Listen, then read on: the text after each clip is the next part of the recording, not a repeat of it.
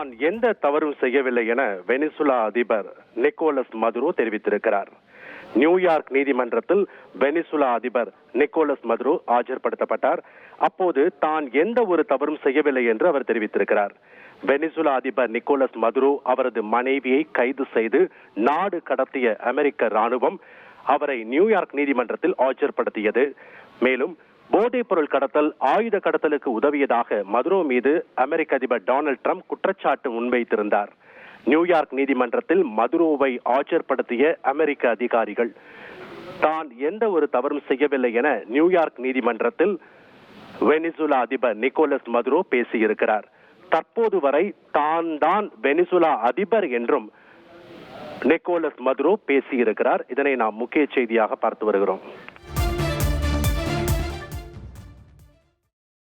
ட்ரெண்ட friend ஆக்கிக்கோங்க. தந்தி டிவியின் subscribers and followers குடும்பத்துல நீங்களும் இணையுங்க.